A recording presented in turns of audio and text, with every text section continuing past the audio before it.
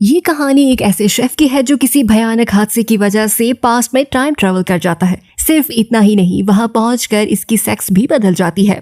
क्या वो अपने टाइम में वापस आया या फिर इसी समय में फंस कर रह गया? चलिए जानते हैं। फिल्म शुरू होती है और हम बॉन्ग को देखते हैं जो खाना पकाने में माहिर है। बॉन्ग ब्लू हाउस में सबसे कम उम्र शेफ है। ब्लू हाउस साउथ कोरिया के प्राइम मिनिस्टर का घर है। एक दिन बॉन्ग को बताया जाता है कि चीनी एम्बेसडर को खाने पर बुलाया गया है और इसे मछली में कांटा बिल्कुल पसंद नहीं है। इसीलिए बॉन्ग को कहा जाता है कि वो एक मजेदार सी डिश तैयार करे जिसमें कांटा ना हो। बॉन्ग डिश तैयार करने में लग जाता है। खाना तैयार हो जाता है और एम्बेसडर को पेश किया जाता है। लेकिन अफसोस की बात यह है कि जैसे ही एल्ची मछली को काटता है तो इसमें से एक हुक नजर आता है। ये देखकर एम्बेसडर गुस्से में आ जाता है और बॉन्ग को पकड़ने के लिए गार्ड्स भेजता है। अगले सीन में कुछ पुलिस ऑफिसर्स इन्वेस्टिगेशन करने के लिए बॉन्ग के अपार्टमेंट पहुंचते हैं और इसका दरवाजा खटखटाते हैं। बॉन्ग को अंदाजा हो जाता है कि वो मुश्किल में है, इसलिए वो भागने की कोशिश करता है, लेकिन पुलिस वाले इसे पकड़ने की पूरी कोशिश करते हैं। इस लड़ाई में बॉन्ग का हाथ छूट जाता है और वो स्विमिंग पूल में जा गिरता है और इसका सर नीचे ग्राउंड से टकरा जाता है। लेकिन किसी वजह से वो पानी में डूबता रहता है और तभी एक औरत इसकी तरफ तैरती हुई आती है और इसे किस करती है। जब बॉन्ग जागता है तो वो खुद को एक अजीबोगरीब से कमरे में पाता है। बॉन्ग को लगता है कि कुछ तो गड़बड़ है, इसलिए वो भागकर शीशे की तरफ जाता है, लेकिन अपना चेहरा देखकर हैरान हो जाता है और उसे पता चलता है कि वो लड़की बन गया है। बॉन्ग सोचता है कि शायद वो ख्वाब देख रहा है। ये जानने के लिए वो कमरे से बाहर निकल जाता है। बाहर आकर वो देखता है कि बहुत सी लड़कियां अपने आका के इंतजार के लिए झुकी हुई हैं। इससे हैरान होकर बॉन्ग बिल्डिंग के बाहर की तरफ भागता है, लेकिन अचानक उसे पता चलता है कि उसका सेक्स ही बदल चुका है क्योंकि वो लड़के से लड़की में बदल चुका था। खैर, ये देखकर बॉन्ग खौफजदा हो जाता है और उसे लगता है कि उसका कोई सेक्स चेंज ऑपरेशन हुआ है। लेकिन बॉन्ग को बाद में पता चलता है कि उसने पास्ट में टाइम ट्रेवल किया है और ये सुनकर उसे दुख होता है। अगले दिन बॉन्ग उठता है और इसे नौकरानी से पता चलता है कि अब वो 1851 में जॉजन नामी खानदान में है और अब वो किम सो यूंग नाम की लड़की के शरीर में रहता है। बॉन्ग को पता चलता है कि किम सो यूंग की शादी किंग चोल जोंग से होने वाली है और इसके बाद वो मलिका बन जाएगी। नौकरानी ये भी बताती है कि वो उन्हें झील पर तैरती हुई मिली थी और गार्ड्स इसे महल में ले आए थे। ये सुनकर बॉन्ग को लगता है कि उसकी और किम योंग की रूहें बदल गई होंगी और घर वापसी झील के जरिए ही हो सकती है। वो अगले दिन नौकरानी को झील की तरफ ले जाता है, ये सोचकर कि वो इस झील में छलांग लगाकर अपनी दुनिया में वापस चला जाएगा। और जैसे ही वो प्रेजेंट में जाने के लिए छलांग लगाती है तो बदकिस्मती से वो कीचड़ में जा गिरती है और वहाँ से उसे पता चलता है कि जब से वो इस झील में गिरी थी तो मलिका ने महल के नौकरों को हुक्म दिया था कि रातों रात झील को बंद कर दिया जाए ताकि कोई और इसमें ना गिर जाए। ये सुनकर बॉन्ग मायूस हो जाता है, लेकिन बॉन्ग को लगता है कि पानी ही वापस प्रेजेंट में जाने का हल है और इसे लगता है कि वो किसी भी पानी में डूबकर वापस जा सकता है।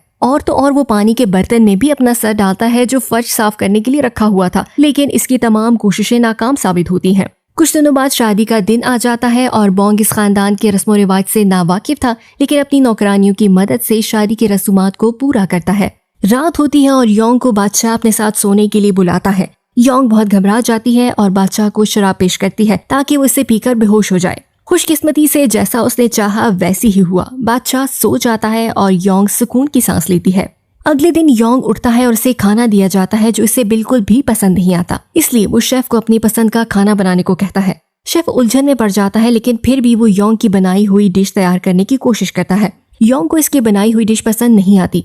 शेफ कई बार डिश बनाने की कोशिश करता है, लेकिन हर बार योंग को पसंद नहीं आती। आखिरकार शेफ परेशान होकर हार मान लेता है और योंग को खुद खाना पकाने को कहता है। वो अपना खाना खुद तैयार करने का फैसला करता है और शाही बावर्ची खाने में दाखिल हो जाता है। वो चाकू उठाता है और ये देखकर नौकरानी परेशान हो जाती है क्योंकि मलिका ने बचपन से ही खाना पकाने की कोशिश भी नहीं की थी। लेकिन वो ये देखकर हैरान हो जाती है कि योंग बड़ी तेजी से सब्जियों को काट रही है। वो हर चीज को अच्छे तरीके से मैनेज करती है और आखिरकार एक बेहतरीन डिश तैयार हो जाती है। योंग अपने कमरे में जाकर खाना खाने बैठ जाती है और साथ ही नौकरानी को भी टेस्ट करवाती है। किचन में शेफ किम योंग के खाना पकाने पर तंज करता है और कहता है ये खाना सिर्फ देखने में अच्छा लगता है लेकिन खाने में अच्छा नहीं होगा। शेफ बच जाने वाले खाने को जैसे ही चखता है तो उसे खाना बहुत पसंद आता है। इसके बाद योंग को एक ख्याल आता है कि वो अपने खाना पकाने की महारत से मलिका का दिल जीत सकती है और इसे दोबारा झील चलाने पर भी राजी कर सकती है। योंग दोबारा किचन में वापस आती है, लेकिन शाही शेफ इसे खाने को हाथ नहीं लगाने देता, इसलिए वो इसको चैलेंज करता है कि सबसे तेज खाना कौन तैयार करता है। पहले तो वो शेफ इनकार कर देता है, लेकिन जब योंग इसे चिढ़ाता है तो वो चैलेंज एक्सेप्ट कर लेता है।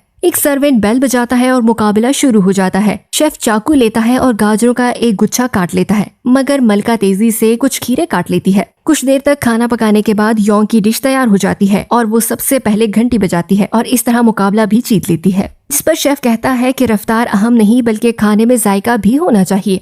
लेकिन योंग को अपने ऊपर एतमाद होता है और वो शाही इंस्पेक्टर से दोनों खाने चखने को कहती है। शाही इंस्पेक्टर योंग के खाने को बेहतरीन डिश करार देता है और इसे किचन की जिम्मेदारी भी संभालने को कहता है। किचन की जिम्मेदारी संभालने के बाद योंग सबसे पहले इस चीज को देखता है कि मलिका को कौन सा खाना पसंद है और उसे पता चलता है कि मलिका को नरम खाना पसंद है। इसलिए योंग आलू का दलिया बनाना शुरू कर देती है।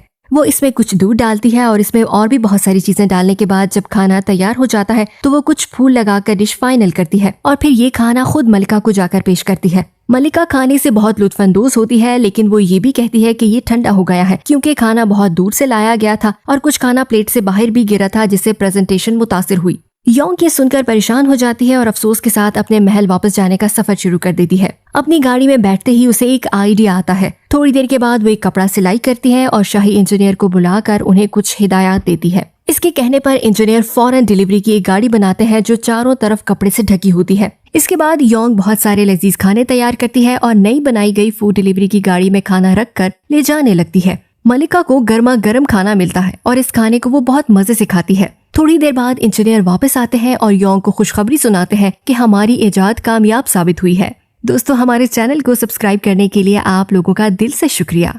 कुछ दिनों बाद बादशाह एक बहुत बड़ी दावत का एहतमाम करता है और मुल्क भर के तमाम मेहमानों को बुलाता है, लेकिन बदकिस्मती से सब खाना पकाने वाले बीमार हो जाते हैं और शाही बावर्ची खाने में अमले की कमी हो जाती है। योंग इन सब की मदद करने का फैसला करती है। वो किचन में जाकर देखती है कि खाने पीने की चीजें ना होने के बराबर हैं। बहुत कम चीजों के होते हुए योंग सोचती है कि उसे कुछ अलग करना होगा। योंग नौकरानियों के साथ आलू की मुनफरिद डिश तैयार करती है और आलू को छीलकर छड़ी के गिर्द लपेट देती है और इसे कढ़ाई में फ्राई करती है, जिससे वो कुरकुरे और करारे हो जाते हैं। मेहमान पहली डिश देखकर मायूस हो जाते हैं क्योंकि वो शाही खाने में कुछ और ही तवक्का कर रहे थे, लेकिन जैसे ही वो चखते हैं तो वो हैरान हो जाते हैं। योंग की दूसरी डिश ज्यादा काम करने वाली थी क्योंकि किचन में गोश्त नहीं था, इसलिए वो कुछ फलियों का इस्तेमाल करके बर्गर बनाने की कोशिश करती है। योंग अपनी ऐजाद से बहुत खुश है और वो इसका नाम मैकडॉनल्ड रखती है। इसके बाद मेहमानों को एक टमाटर के साथ बर्गर पेश किया जाता है और ये खाना भी मेहमानों को बहुत लजीज लगता है। आखिरी खाने के बाद योंग एक जेली बनाती है और खाना खाने वाले मेहमानों को इसके ऊपर एक नोट भी लिखा मिलता है,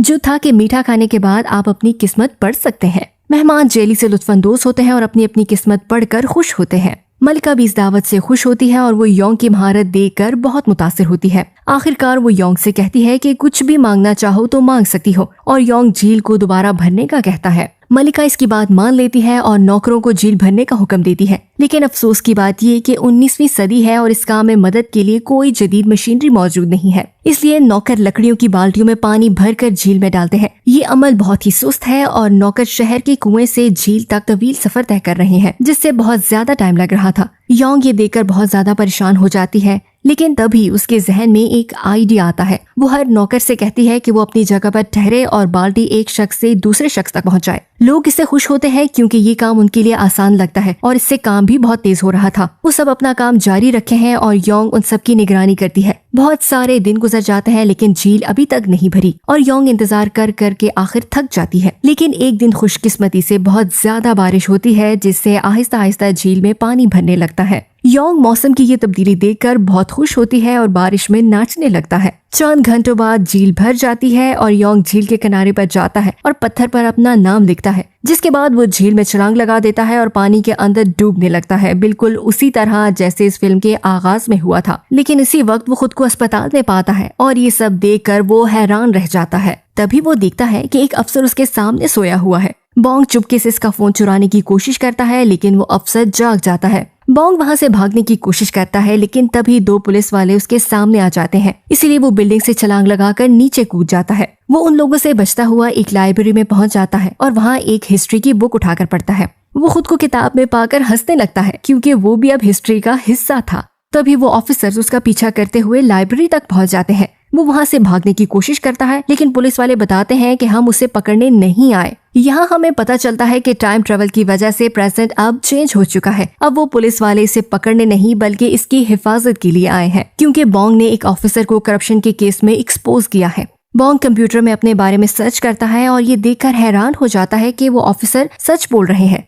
मूवी के आखिरी सीन में हम बोंग को एक बिल्डिंग के सामने खड़ा हुआ देखते हैं और कहानी यहीं खत्म हो जाती है। अगर आपको इस मूवी की एक्सप्लेनेशन अच्छी लगी तो हमारे चैनल को सब्सक्राइब करें। शुक्रिया।